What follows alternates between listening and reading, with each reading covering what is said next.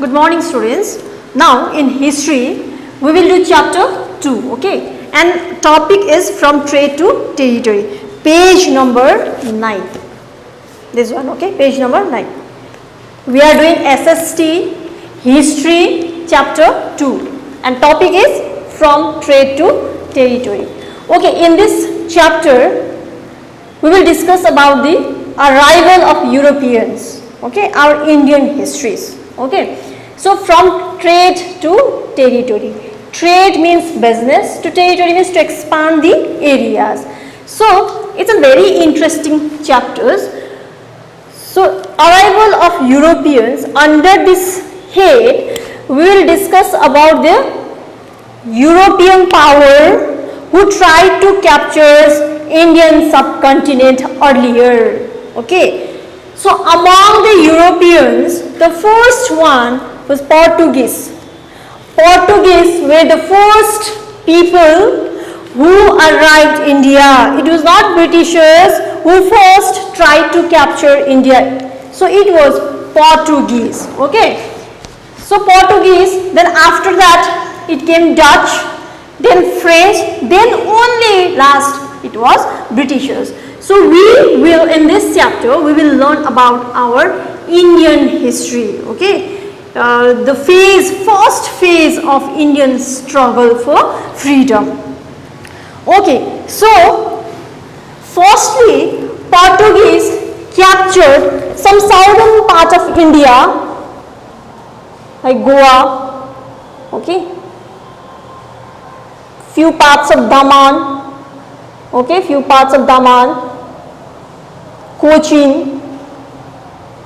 These were the areas where these Portuguese peoples, they started their trades over there, this area, especially in the southern areas. After Portuguese, there were the Dutch people who tried to capture some areas of Indian subcontinent, especially Gujarat, okay, Ahmedabad. These areas were captured by the Dutch peoples. Then after that it comes French, and French people especially, they also try to capture the southern part of India. Southern part especially, why only they focused in the southern part that time? Because the southern parts of India still now we have a high rated valuable minerals in the southern part.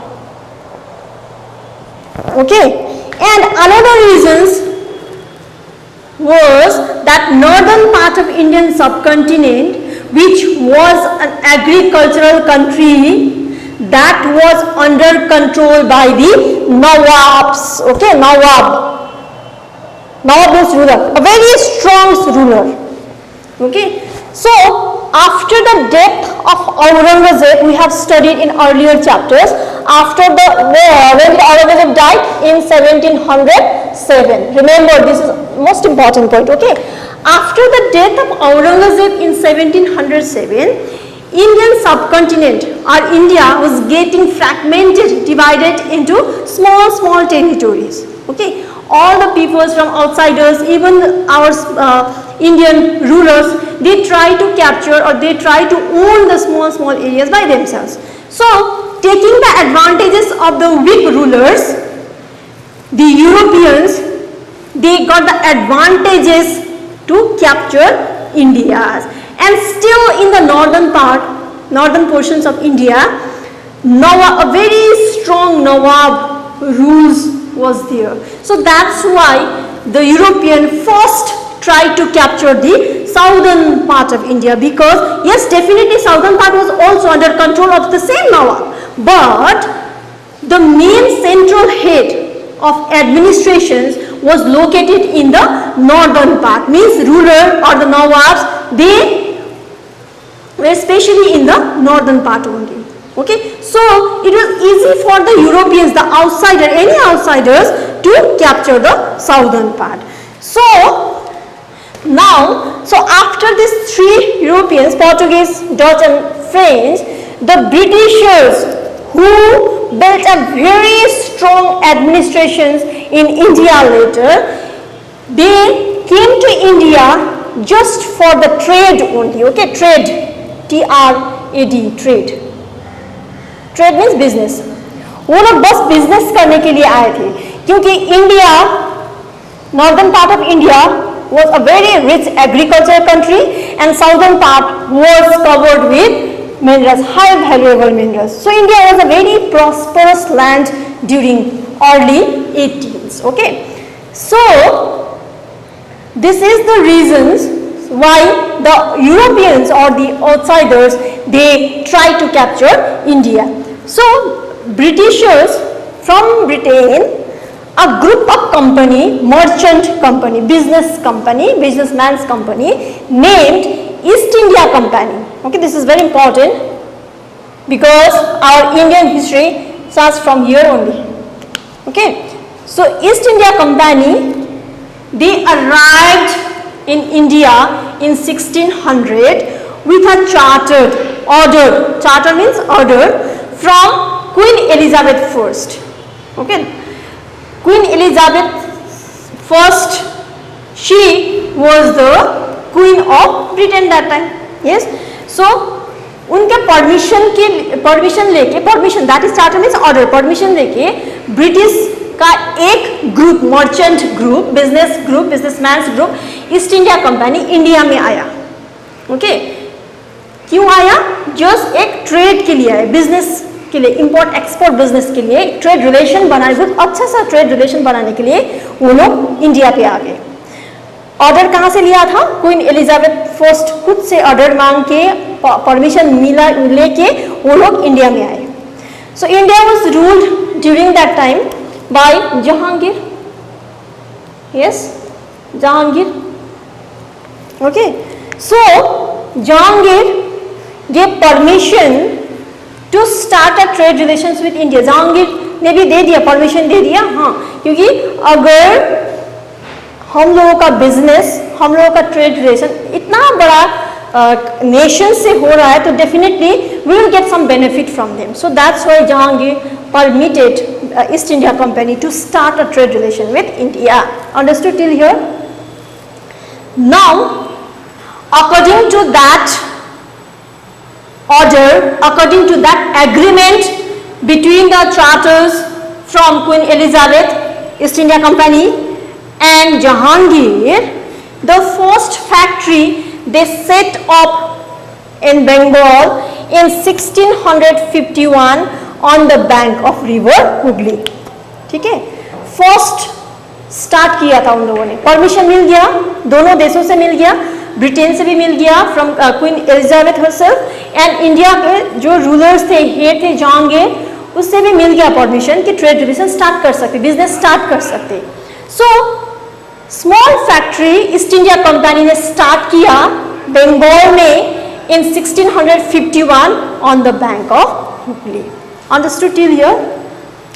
Now according to that agreement between the Mughal ruler and the East India Company, they were allowed to have a trade relations only with the two different sectors only. Means East India Company at one side and India's just for the trade only, simple trade only. They were not allowed to enter in any other periphery of the subcontinent. Okay, so बस trade relation के लिए उन लोगों ने एक agreement किया था. And that time another important thing, Bengal. Okay, Bengal, our Bengal. There was no West Bengal, East Bengal that time. Bengal was just it's a unification of Assam. Yes, Bengal.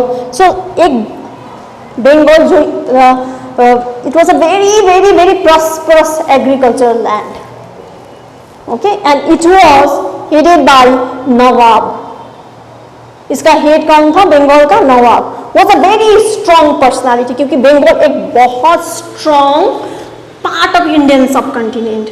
And Nawab was also very powerful, economically also powerful, yes, military powerful.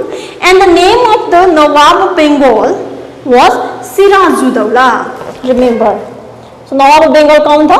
जब British East India Company enter किया था India में 1600, जहांगीर एक Mughal rulers India का, और बंगाल का नवाब था Siraj-ud-Daulah. Okay, understood till here? Now the East India Company started the trading relations with India under the leadership of Lord Clive. Remember the name Lord Clive. जो East India company का head था उसका नाम क्या था? Lord Clive. मुगल रूलर जो whole India का head था he was Jahangir. Yes, and Bengal का nawab means ruler only.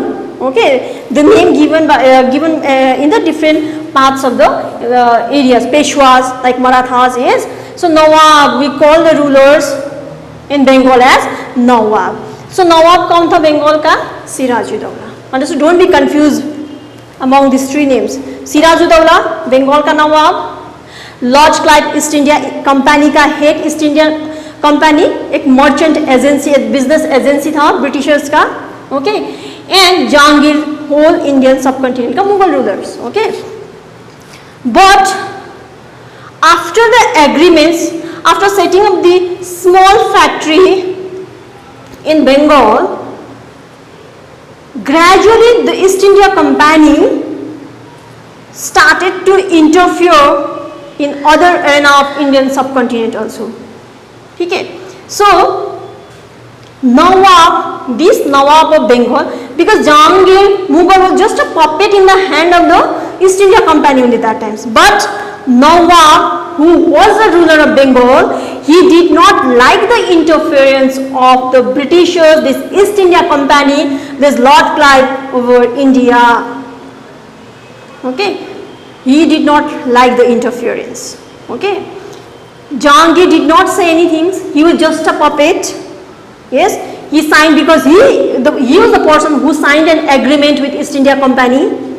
Yes, definitely there were certain provisions, but that provisions were not followed by the East India Company, and this did not like by Nawab of Bengal.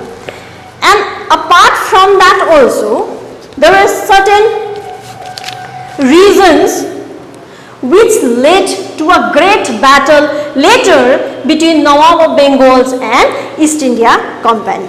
Okay, and the first reason was misuse of Royal Farman, that charter. Royal Farman means that charters. So according to that charter, that Farman, which was actually given by Farooq Shias, okay, so this Royal Farman, according to Royal Farman, they could have only a trade relations, but they started to interfere in politicals also, economical also, social also. Yes, so this was the another reasons. And another is fortification of Calcutta. Without the permissions of Nawab, without the permissions of the ruler, without the permissions of emperor, the East India Company, that particular group, began to strengthen its power, especially in the fortification of Fort William in Kolkata. This was another reasons. Okay, and another was disrespecting the Nawab. Without his permission, okay, they began just to strengthen the Fort Williams. Okay, so this showed the disrespect to the Nawab's pride. So these were some regions which are not totally liked by Nawab of Bengal. So that's why Nawab of Bengal, Sirajuddaulah, he blockaded all the ships of East India Company and marched towards Kolkata to re-establish their control, especially in this Fort William. Understood? So, but Mir Jafar, who was a commander-in-chief,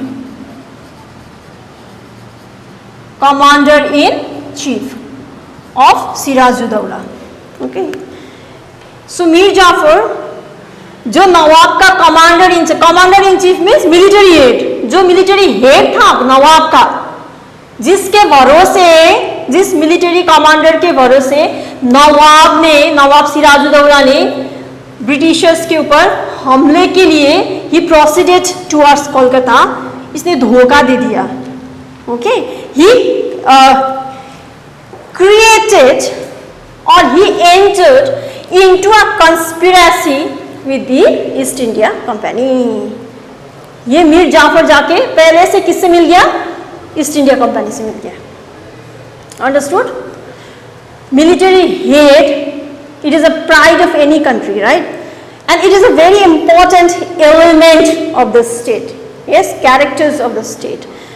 So जिस military के भरोसे nawab of Bengal he proceeded towards Kolkata to teach a lessons the British East India Company, especially East India Company, इसने धोखा दिया. He entered a conspiracy against the नवाब. पहले से ही east India Company के head यानी कि रॉबर्ट क्लाइव से मिली हुई थी. So because of these reasons he leaked each and every secrecy of Nawab of Bengal Sirajuddaulah in front of the Britishers. So इसीलिए the battle which is famous as Battle of Plassey in 1557 was totally lost by Nawab of Bengal. Understood? Understood? Battle of Plassey. Battle of Plassey fought between Sirajuddaulah, who was the Nawab of Bengal, and East India Company under the leadership of Lord Clive. But with the conspiracies, because of the conspiracies of Mir Jafar, Sirajuddaulah lost the Battle of Plassey. That took place in 1757. Underline, okay, it is in your book, page number 12 here. Okay. So after this, after the battle, definitely East India Company now they became the overall ruler of India's, because Nawab lost the battles. Even Bengal, the northern sectors directly came under East India Company. Not only the south. Earlier it was only the south. Few areas were under East India Company. पहले तो थोड़ा ही था ना इसके अंदर East India Company की. After Battle of Plassey, whole Bengals, the northern sectors, which was a prosperous part of India, that also came under East India Company, which led to the British rule in India. Understood? Now, after the battle, in place of Sirajuddaulah, East India Company put Mir Jafar as a Nawab of Bengal. ठीक है? Battle जीत गए वो लोग east India company, लेकिन सिराजुद्दौला हार गया. Yes, मारा गया. Later he was killed by the Britishers also. So Bengal में कोई चाहिए जो बंगाल को देख रेख करेगा. Yes, it was not possible for the Britishers, who did not know anything about the Bengal cultures. Yes, so they kept Mir Jafar as a Nawab of Bengal in place of Sirajuddaulah. Understood? Now, few years later, Mir Jafar was not able to pay to the East India Company. Okay, he did not even able to pay the taxes. जो भी agreement हुआ था वो fulfil नहीं कर पा रहे थे Mir Jafar. So that's why Britishers ने क्या किया, ईस्ट इंडिया कंपनी ने again they put Mir Qasim,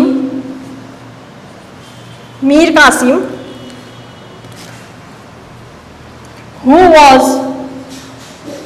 son-in-law of Mir Jafar,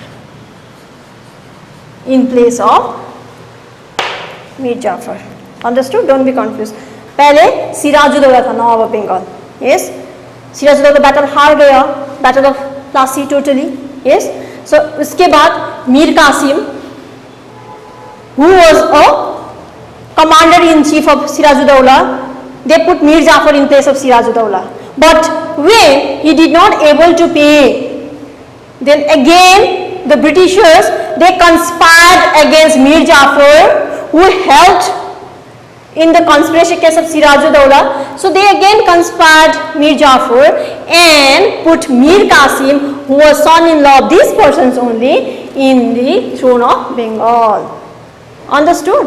पहले सिराजुद्दौला, उसके बाद मीर जाफर को रखा, फिर मीर जाफर को निकाला, फिर उसके बाद मीर कासिम को रखा. Mir Qasim was son-in-law of Mir Jafar. Understood? But later again Mir Jafar was, and Britishers, this East India Company, they were busy in extending their territory in India. Okay, they were busy in extending the territorial boundary in India. So the Mir Qasim was also not able to pay the taxes, the said taxes to the company's treasury. Then again they started to conspire against Mir Qasim. But very soon, within a few years only, few times only, he came to know the conspiracies of the East India Company. उसको पता चल गया. तो फिर क्या किया मीर कासिम ने? He forged an alliance, एक ग्रुप बनाया. He was also a very treacherous persons, you know. So Mir Qasim ने alliance बनाया with Mughal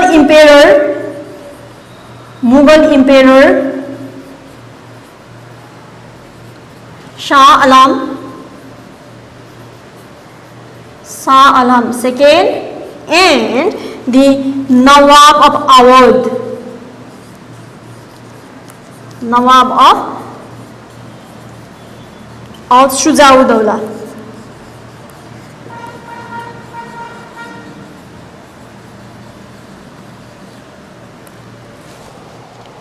So Mir Qasim, when he came to know about the motives of East India Company, so he forged an alliance with Mughal Emperor Shah Alam II and Nawab of Shujauddaulah, who were already tortured by the East India Company. Understood? So Mir Qasim ने एक group बनाया, क्योंकि it was not possible. He knew everything. It was not possible for him to fight against the British alone, because they were well-trained peoples. They are very well troops. Okay, so that's why he made an alliance group with these two persons, Mughal Emperor and Nawab of Shah Alam II and Shujauddaulah, and they decided to fight against East India Company in 1764. That was famous in history as Battle of Buxar. Battle of Buxar. Okay. This is another battle. Okay. Battle of Plassey that took place in 57 and Battle of Buxar that took place in 1764. Understood till here? But even in this battle, East India Company with well-trained army, troops, they won the battle, and later these Nawabs, rulers, they fled to the other countries. जो troops था, जो alliance था, groups था मीर कासिम का, वो हार गया battle में, because no one could compete with East India Company's well-trained armies. Yes, पहले नवाब ऑफ बंगाल सिराजुद्दौला हार गया in Battle of Plassey, and second in Battle of Buxar 1764 Mir Qasim का पूरा अलायंस, पूरा ग्रुप हार गया. Okay, now after Battle of Buxar, the whole Indian subcontinent, whole country was totally came under the British supervisions. Now, which led to the British rule in India actually. Understood? जब 1764 में battle of Buxar हुआ था, उसके बाद से पूरा का पूरा India, north to south, east to west, पूरा का पूरा टोटली ब्रिटिश गवर्नमेंट और द ईस्ट इंडिया कंपनी के अंडर में आ गया. Now after that, after the victory of that, they actually had established a dominance over India. Remember this term, okay? And the people, Sujaudaula, they granted some diwanis to East India Company. Diwani means right to collect tax. Remember the term. Diwani means right to collect tax. Right to collect tax. जितना भी था area Shuja-ud-Daula का, वहां से उनको दीवानी right देना पड़ा East India Company को. Means they were free. Now onwards East India Company were free to collect taxes, revenue taxes from the Oudh and its areas, parts of Oudh. Yes, that Diwani right is granted by Sujaudaula. Understood? Diwani the most important. Okay. Now after that, the British government, they set a very important form of government in India, and that was known as dual government. Dual government. Dual government, okay. So what was that? Dual means simple. Dual means double. From the first term only we can understand. Yes, dual government. Double government set up किया उन लोगों ने. Means under this system there were two heads. One, the East India Company itself, East India Company, and the another was the Nawab. After the victory in the Battle of Buxar, they introduced the dual government system, okay, dual government system in 1765. By whom? By Lord Clive only, because he was the leader at that time, right? By Lord Clive, okay, by Lord Clive, okay. And the government is divided between these two sectors. One, East India Company itself, the main power, financial powers and military power was under control by the east India company itself. Yes, जो important pillars है country का, military power and financial power, okay, financial power, ये दो sector, दो department खुद east India company handle करेगा, ये decide हुआ, ठीक है. और जो भी सिविल लॉज है, simple law, regional laws, regulation, civil cases, so simple cases, okay, these were handled by the Nawabs. Understood? So power was divided, but it was divided, but that doesn't mean the whole that civil cases was totally under control by Nawab. No, okay, the head was still the East India Company. Power दो हिस्से में divide किया उन लोगों ने, military और financial power east India company खुद directly handle कर रहा था, और जो भी सिविल केसेस, नॉर्मल केसेस होता है वो नवाब देखता था. लेकिन जो भी सिविल केसेस या कुछ भी करता nawab, they had to report to East India company's head means Lord Clive. Okay, so this is a system of dual government. This is very important, and that was introduced by Lord Clive in 1761. Now, this system was later abolished by another head of British government, Warren Hastings. Okay, Warren Hastings. Remember Warren Hastings in 1772. When Warren Hastings came in India as a governor of India after Lord Clive, he abolished. He did not like the system. Yes, so abolished कर दिया in 1772. So Warren Hastings, he abolished the same dual government act in 1772. So after Warren Hastings, another governor general came to India. He was Lord Wellesley. Okay, Lord Wellesley. Lord Wellesley. Lord Wellesley, and he introduced a very important system, that is the subsidiary alliance system. Subsidiary alliance system. Subsidiary alliance. It was an annexation policy.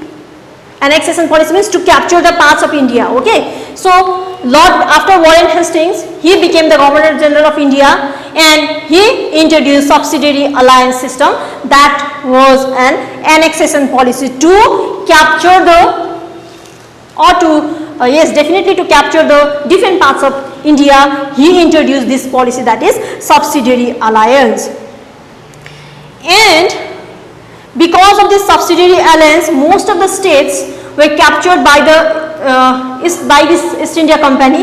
So that's why especially the southern powers like the Marathas, yes, especially the Mysore's, that emerged as a very powerful state. They did not like this system, subsidiary alliance of Lord Wellesley. So under the leadership of Tipu Sultan Hyder Ali, the south sector Mysore emerged as a very powerful state, and they fought against the Britishers, against especially these subsidiary alliance systems. Okay, and again the Marathas, there are three different wars took place against the British governments, that is famous as Anglo-Maratha Wars, first Anglo-Maratha Wars, second Anglo-Maratha Wars, and third Anglo-Maratha Wars.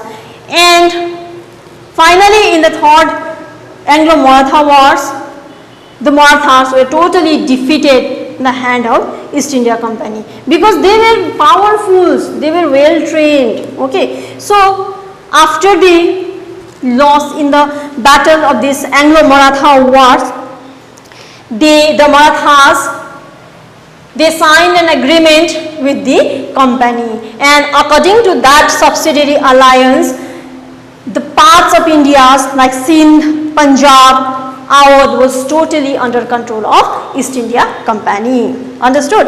Now after that, Lord Dalhousie came after Lord Wellesley. Lord Dalhousie, okay, and he came to India as a Governor General of India, and he again introduced another policy, that is doctrine of lapse. This was also an annexation policy. Okay, subsidiary alliance introduced by Lord Wellesley, and doctrine of lapse by Lord Dalhousie, and this was also the annexation policy.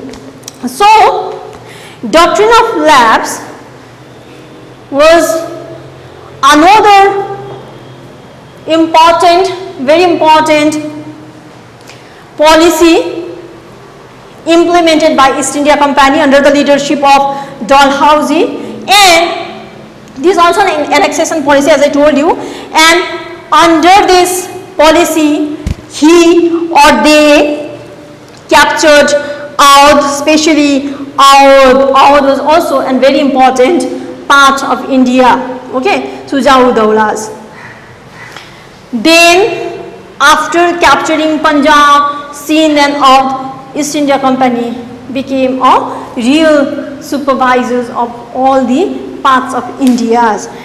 Then slowly they started a private trade in India also. Yes, and actually the main aim, the English East India Company's actual aim was to establish a political administrations in India. Not only a trading basin, but they wanted to rule India. Okay, so जब पूरा power उन लोगों के पास आ गया, now तो they became the real ruler. So वो लोग जिस तरह से चाहे वो लोग कर सकते थे. Now the setting up a new administrations इसके बाद तो पूरा आ गया. So India was ruled by a private company, that is East India Company, and their main motive was to increase the profit just for them only, not for India. They did not work for the welfare of the Indian people, they just worked for themselves only, for their benefit only. But when all these news that reached to the British Parliament, another reform movement took place in India, that was Regulating Act of 1773. Okay, Regulating Act of 1773. And according to Act, several changes made in the provisions of the charters, and that way Governor of Bengal became the Governor General of India. जो भी governor of Bengal बनेगा वो पूरा governor general of India बनेगा. To help the Governor General, a council 4 members was set up. So it was not possible for a single person to handle all Indian subcontinent. So along with the governor, they set up another 4 groups of persons, councils of 4 members. The Supreme Court was set up at Calcutta, the most important underline. So it was in the provisions of Regulating Act 1773, the Supreme Court was set up at Calcutta, and directors of the companies were required to place before the ministries all correspondings relating to military, civils and revenue matters to India. Now all heads like financial, military, civils, that is all under control by Governor General. The act, this Regulating Act, failed to regulate the company's powers, as the member of the council frequently quarrel. But even within the companies, East India companies, the powers of the members, that council of 4 members, okay, they frequently quarrel with each other, against with each other. So jurisdictions of Supreme Court was not clearly defined, and the governors of Bombay, Madras were reluctant to accept the sovereignty of the Governor General of Bengal. So it was not clear. Supreme court तो establish कर दिया, लेकिन provision में इतना clear नहीं था कि supreme court क्या देखेगा. बंगाल का जो नवाब है, गवर्नर है, वो क्या देखेगा, गवर्नर जनरल क्या देखेगा. So it was confusing for them. Then again they revised that same Regulating Act in 1774, and that was a Pitt's India Act. Okay. Then after that Regulating Act, when they changed that Regulating Act as Pitt's Act, the governors of Bombay and Madras were made fully subordinate to Governor General of Bengal. The Governor General was given the power to overrule the advice of the Council. I mean, the power was given to Governor Generals, means who was the Governor of Bengal. Then the company retained its monopoly over India trade. So finally the company retained its monopoly order over Indian trade. Now the British administrative system, the last one, the 3 pillars of British administrative system. One was army. They recruited the sepoys from the different states, from Bihar, Awadh and Banaras, but they were not paid or treated equally like the English sepoys, okay, British sepoys. The police, yes, definitely the Cornwallis, Lord Cornwallis, who organized a police force. Remember this one. Thanas were established by Cornwallis himself. Darogas. These were introduced. The main police stations were introduced in India by Cornwallis only. And the civil service. Lord Cornwallis again created the Indian civil service for the proper administrations of the British territories. Till 1853, the appointments were made by the directors of the company, but later on they started the system of written examination. First, the appointment of director was made by the directors of the company, but later they started the system of written examinations. And finally, the judiciary, okay, the judiciary sections that were also enforced through a system of civil and criminal codes. Judiciary system was also divided into 2 parts. One that was civils only, and another code was criminal codes. The courts were presided over by the English themselves, but were assisted by Malvis and Hindu Pandits.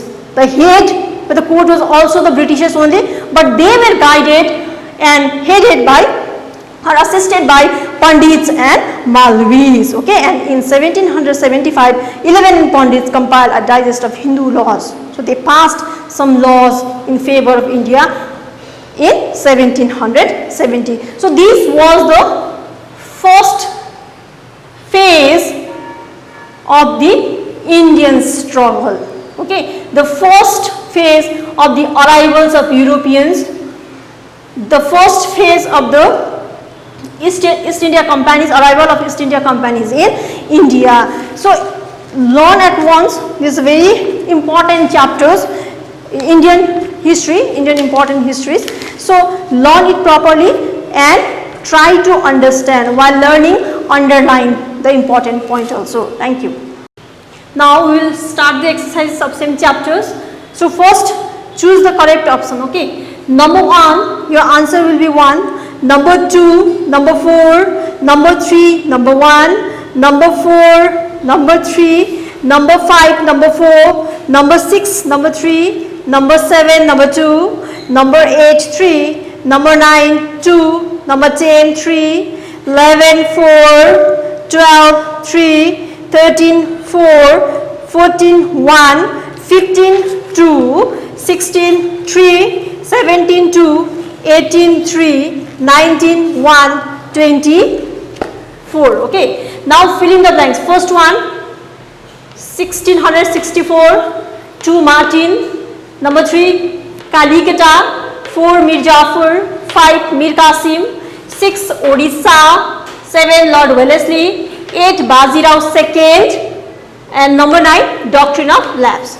Number C, true, false. Okay. First one true, second true, third false, fourth false, 5 false, 6 true, 7 true, 8 true, 9 false, and number 10 true. Now D1. Okay. Match the following options. So number 1, French governor. So you have to match with this. Okay. Number 2, Battle of Plassey. Number 3, Subsidiary Alliance. Number 4, Battle of Buxar. Number 5, Doctrine of Lapse. 6, Mysore. 7, Marathas. 8, Punjab. And 9, Civil Service. Now the short questions. Okay. Question number 1E. What attracted the European trading companies to India? The fine qualities of cotton and silk produced in India had a great market in Europe. Spices were in great demand. So thus all these reasons attracted the Europeans. Number 2, name the areas where Dutch set up their trading centers. Dutch set up their trading centers at Surat and Ahmedabad, including Nagapattinam and Chinsura and Patna. Okay. Number 3, which company acquired a charter from Queen Elizabeth I? Write down the importance of the charter. So the EEIC means East India, English East India Company. EEIC, English East India Company, acquired a charter from Queen Elizabeth I. The charter granted the exclusive right to start trade with the East. Thus the right gave them protections from the companies. Now number 4, give reasons for the rivalries between the trading companies. There was a competition to make more profit. Number 2, the amount of trade was not sufficient to sustain all the companies. Now number 5, how did the East India Company misuse the royal firman? The firman allowed them to trade without paying tax. Okay. Next one, write down the significance of the Battle of Plassey.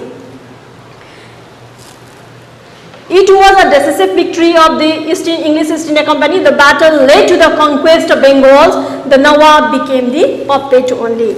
Number 7, how did the assumptions of Diwani benefit the East India Company?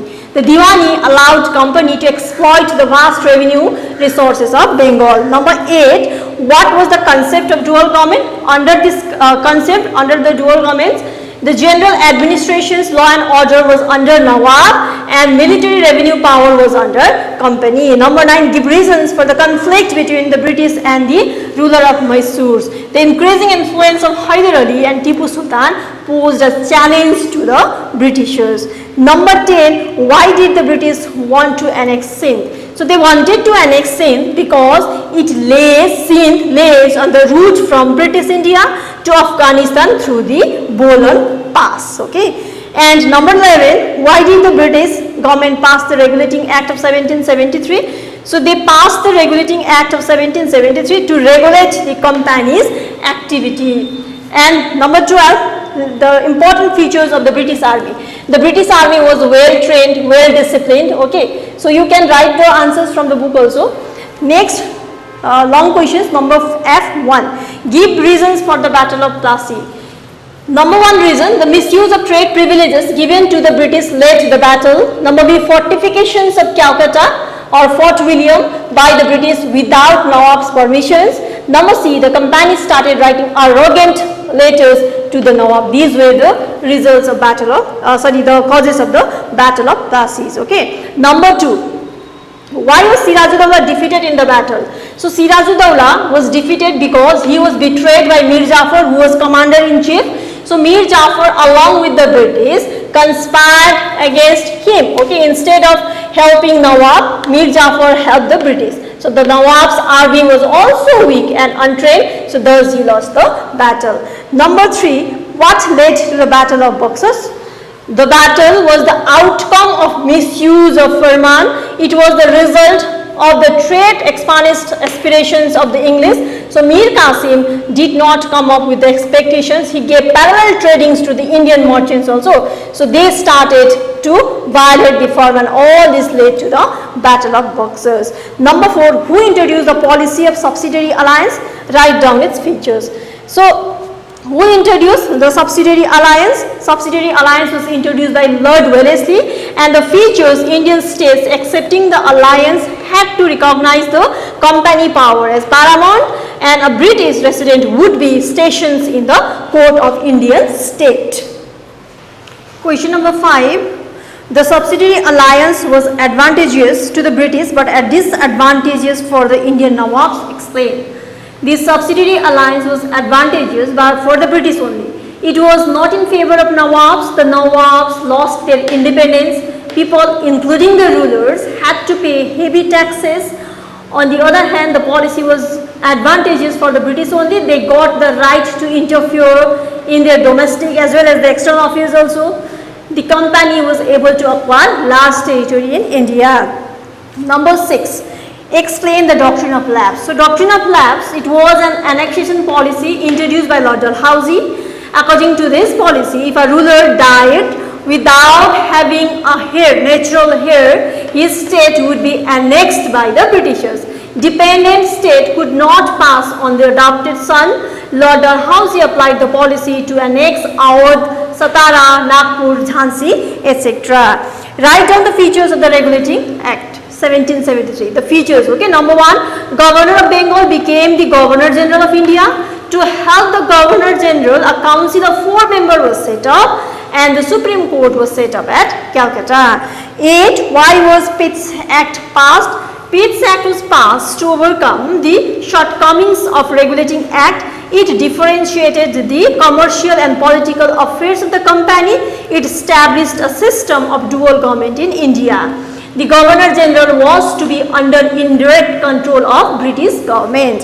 And number 9, explain the 3 pillars of the British administrative systems. So army, police and the civil service were the 3 pillars of British administrations. The company started to recruit the sepoys from Awadh, Bihar and Benares, but they followed a policy of discriminations. Police, Lord Cornwallis organized a proper police force, thanas were established and darogas were made in charge of thanas. So these terms, thanas, darogas, were created by Lord Cornwallis, okay. Civil service, Lord Cornwallis created civil service. Till 1853, the appointments were made by the directors of the company, but later they started the system of written examinations. And the last one, how did judiciary functions during the British time? It acted as a court of appeal for civil as well as criminal cases, which was functioned under European judges. The courts were presided over by the English but were assisted by Malvis and Pandits for the interpretation of traditional law prevalent in India. Now you have one map work also, activities just on your page, okay. So activity map work is there, no? Make an index in this side, you can make an index here also, but it will be better, and color also, it will be easy for you. So I have put the numbers here, okay, 1, 1, 1, 2, 2 like this. Why? Because in your index, it will be very easy for you. Okay, you can identify with colors also. So number 1 was the state occupied under the policies of doctrine of lapse. So all number 1, this way number 1 in your index. Okay, number 2 Awadh. Okay, then next number, that is number 3, first state to sign the subsidiary alliance. Okay, out here. So next one is very easy for the to identify the colors also. Number 3 Hyderabad, yes, the first which comes under the doctrine of lapse, under annexation policy. Okay, and number 4, that were colonies under the control of Portuguese, French, Dutch. So all these number 4 blue colors, that were number 4, the last one. So plot like this. Okay, and don't forget to make the index. Yes, thank you students.